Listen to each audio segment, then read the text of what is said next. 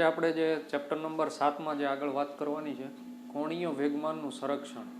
કોણીય વેગમાન એક આપણે રેખીય વેગમાન જે આગળના ચેપ્ટરમાં જોયું છે, રેખીય વેગમાન P = mv. એ જ રીતના આમાં જે કોણીય વેગમાન એનું સંરક્ષણ અહીંયા કઈ રીતના થાય છે કે જ્યારે કોઈ પદાર્થ ચાક ગતિ કરતો હોય કોઈ સ્થિર અક્ષને અનુલક્ષીને, તો જ્યારે કોઈ સ્થિર અક્ષને અનુલક્ષીને ચાક ગતિ કરતો હોય ત્યારે એમાં કોણીય વેગમાનનું સંરક્ષણ કઈ રીતના થાય છે તો એ આપણે જોઈએ કે જ્યારે કોઈ દ્રઢ પદાર્થ કોઈ સ્થિર અક્ષને અનુલક્ષીને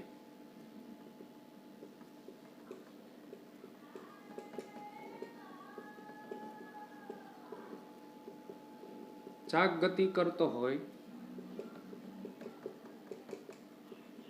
ત્યારે તેનું કોણીય વેગમાન, એ જે કોણીય વેગમાન L = I ઓમેગા. જ્યારે કોઈ દ્રઢ પદાર્થ હોય છે સ્થિર અક્ષને અનુલક્ષીને જ્યારે ચાક ગતિ કરતો હોય ત્યારે એમનું કોણીય વેગમાન L = I ઓમેગા. આ સમીકરણનું બંને બાજુ સમયની સાપેક્ષે વિકલન લેતા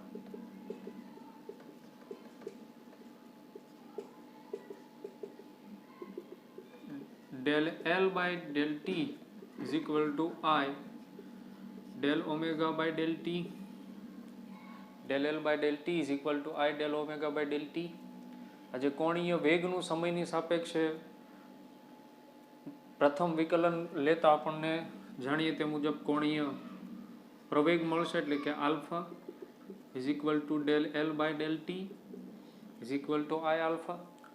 અને બીજું આપણે એ જાણીએ કે જે I આલ્ફા એટલે કે જડત્વની ચાક માત્રા અને કોણીય પ્રવેગનું ગુણાકાર જે આપણને ટાઉ એટલે કે ટોર્કનું મૂલ્ય આપશે. તો હવે જે આપણું સમીકરણ મળશે એટલે કે del L by del T is equal to tau, કારણ કે I આલ્ફાની જગ્યાએ ટોર્કનું મૂલ્ય મળશે એટલે કે del L by del T is equal to tau. જ્યારે એ કોઈ દ્રઢ પદાર્થ કોઈ અક્ષને અનુલક્ષીને ચાક ગતિ કરતો હોય ત્યારે માનો કે આપણે એવું લઈએ કે જેના ઉપર લાગતું જે બાહ્ય ટોર્ક એ આપણે શૂન્ય લઈએ, એટલે કે કોઈ પણ પ્રકારનું જો ટોર્ક ન લગાડતો હોય તો પદાર્થની ચાક ગતિ દરમિયાન બાહ્ય ટોર્ક શૂન્ય હોય તો torque tau is equal to શું થઈ જાય 0, એટલે કે del L by del T is equal to 0, એટલે કે L જે કોણીય વેગમાન છે તે આપણને શું મળશે અચળ. ફરી વાર અહીંયાથી એટલે કે કોણીય વેગમાનનું અહીંયા સંરક્ષણ એટલે કે L જે છે તે અચળ રાશિ મળશે. જો આપણે એને વિધાન સ્વરૂપે લખીએ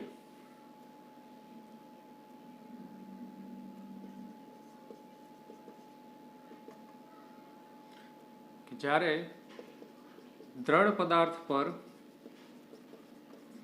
લાગતું બાહ્ય ટોર્ક શૂન્ય હોય તો તે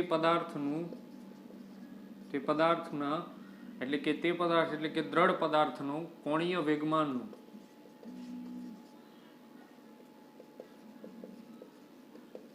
સંરક્ષણ થાય છે.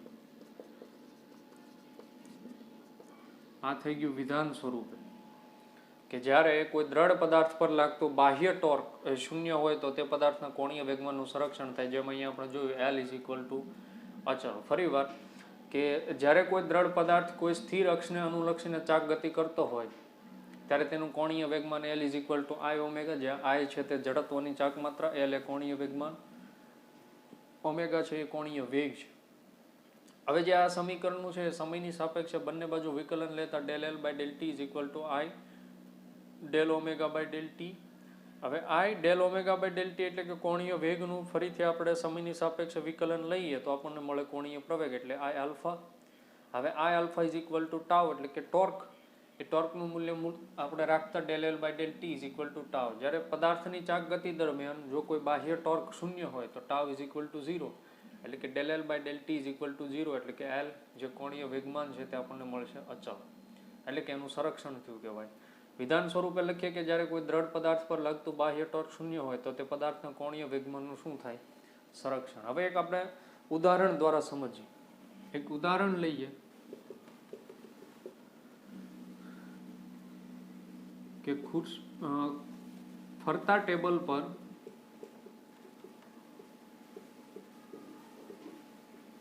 બેઠેલ વ્યક્તિ, માનો કે કોઈ વ્યક્તિ એક ફરતા ટેબલ પર બેઠેલા હોય અને એ માનો કે ફરતું ટેબલ જ્યારે એટલે કે વ્યક્તિ ઉપર જ્યારે બાહ્ય બળ લગાડવામાં આવે તો એ વ્યક્તિ ફરવાનું શરૂ થાય.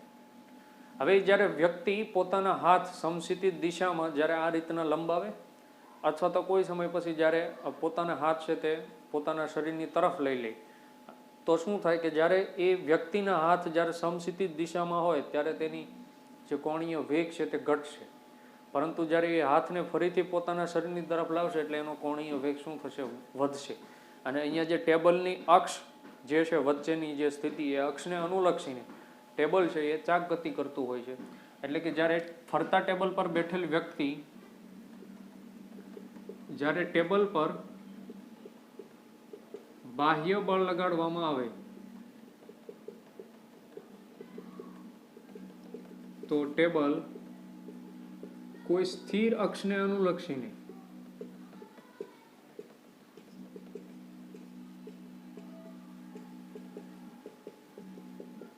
ચાક ગતિ કરે છે, પરંતુ જ્યારે તે વ્યક્તિ પોતાના હાથ સમક્ષિતિજ દિશામાં સીધા રાખે તો કોણીય વેગ ઘટશે.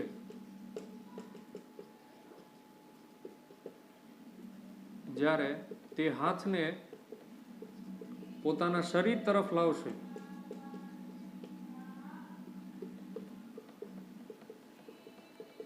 તો કોણીય વેગ વધશે. આ સ્થિતિમાં શું થશે? કોણીય વેગ વધશે. જ્યારે માનો કે પોતાના હાથ એ શરીર તરફ છે ત્યારે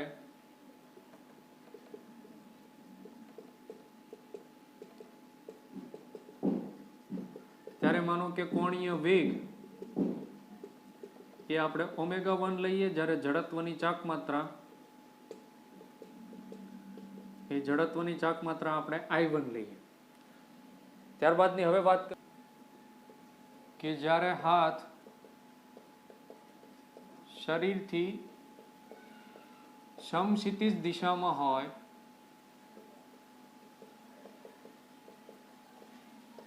ત્યારે જો કોણીય વેગની વાત કરીએ તો ત્યારે જે કોણીય વેગ છે ω2 અને જડત્વની ચાક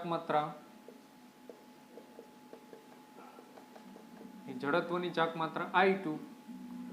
હવે કોણીય વેગમાનના સંરક્ષણના નિયમ મુજબ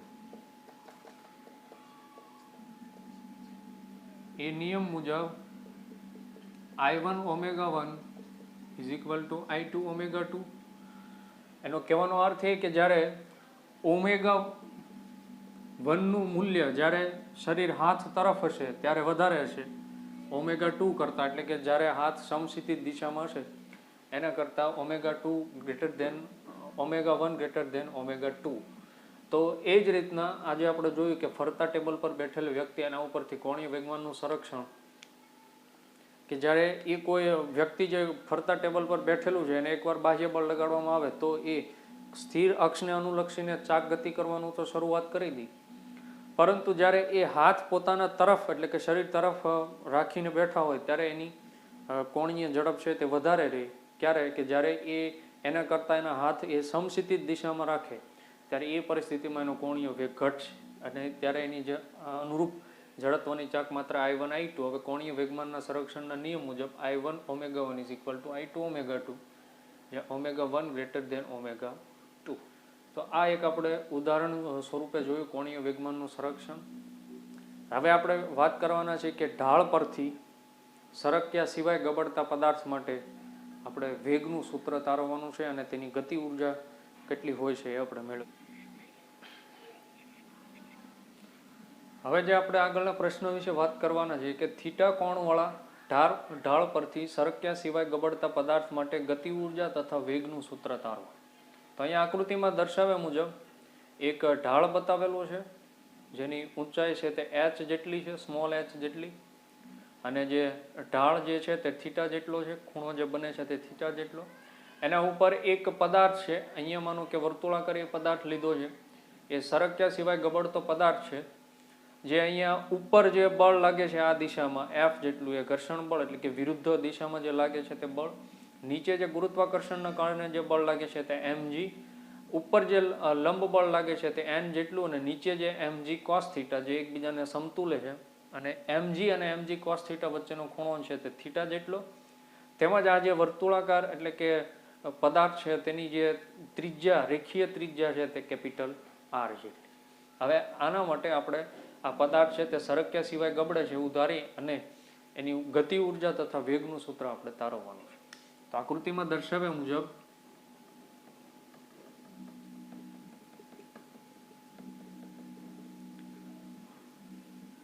એક વર્તુળાકાર પદાર્થ કે જેની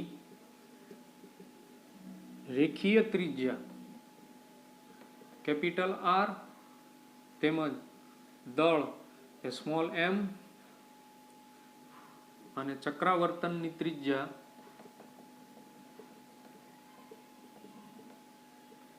k જેટલી છે, જે પદાર્થ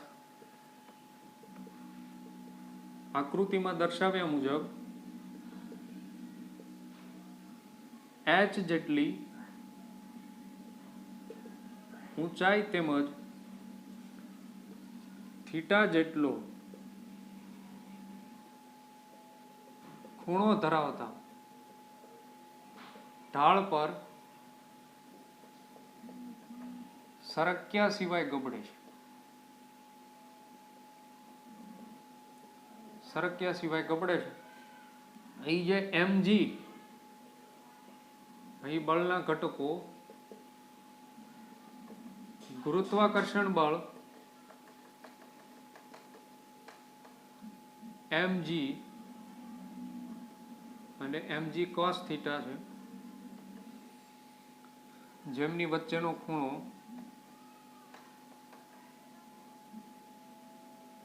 થીટા જેટલો છે, અને mg cos થીટા બળને સમતુલતું બળ n જે લંબ બળ છે. હવે અહીં પદાર્થ ઢાળ પરથી ગબડે છે ત્યારે જડત્વની ચાક માત્રા કેપિટલ I જેટલી, તેમજ આ પદાર્થનું દ્રવ્યમાન કેન્દ્ર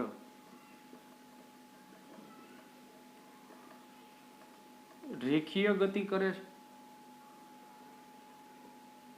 જ્યારે તેની આ જે કેન્દ્ર છે તે રેખીય ગતિ કરે છે, જ્યારે એમાંથી પસાર થતી અક્ષ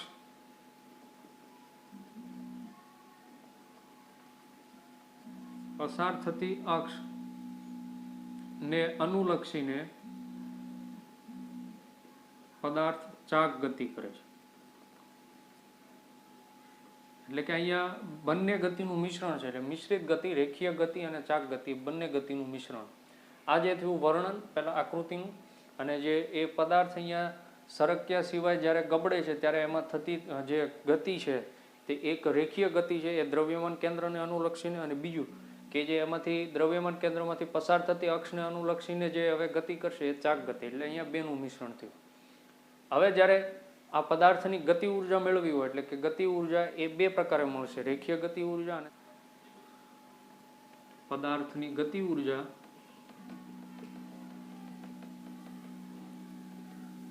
રેખીય ગતિ ઉર્જા અને બીજું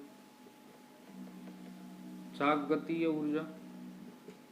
રેખીય ગતિ ઉર્જા એ 1/2m VCM સ્ક્વેર એટલે કે જે અહીંયા દ્રવ્યમાન કેન્દ્રને અનુલક્ષીને એનો વેગ આવશે એટલે કે સેન્ટર ઓફ માસ એટલે કે જે m છે તે એનું દળ થઈ ગયું. VCM એ દ્રવ્યમાન કેન્દ્રનો વેગ એટલે VCM square plus 1/2 I omega square એ ચાક ગતિય ઉર્જા, જ્યાં I એ જડત્વની ચાક માત્રા, ઓમેગા છે કોણીય વેગ છે.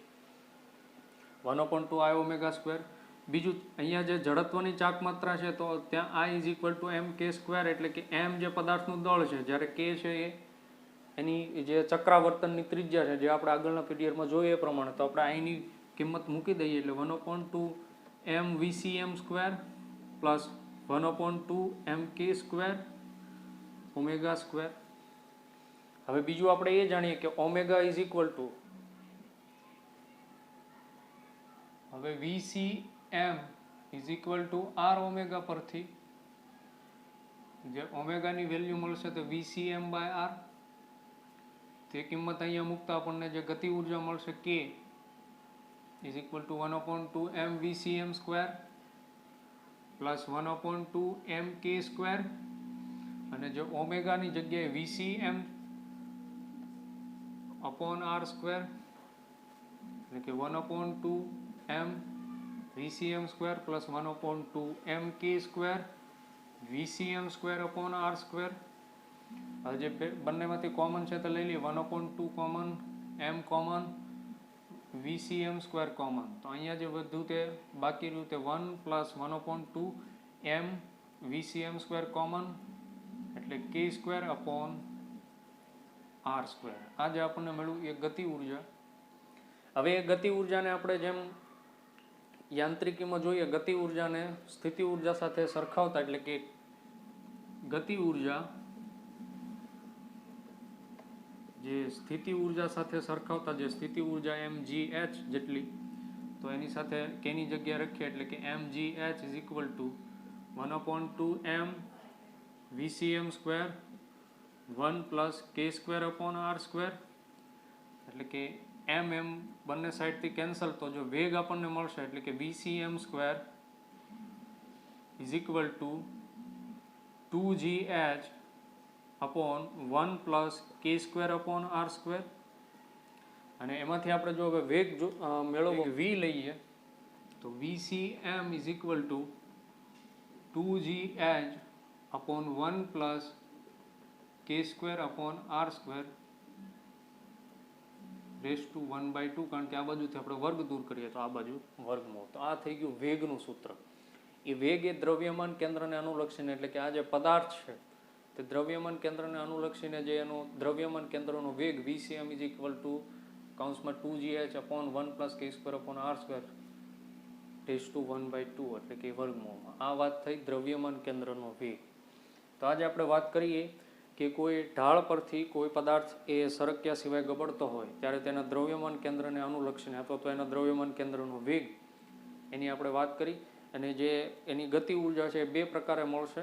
એક તો રેખીય ગતિ ઉર્જા એ એના દ્રવ્યમાન કેન્દ્રને અનુલક્ષીને, જ્યારે ચાક ગતિય ઉર્જા એ એમાંથી પસાર થતી અક્ષને અનુલક્ષીને જે ચાક ગતિ થાય છે, એટલે કે જ્યારે આ રીતના પદાર્થ ગબડતો હોય તો ત્યારે અક્ષને અનુલક્ષીને ચાક ગતિ કરે, તો એના ઉપરથી આપણે VCM મેળવું 2gh અપોન 1 પ્લસ k સ્ક્વેર/R સ્ક્વેર બ્રેકેટમાં all raised to 1/2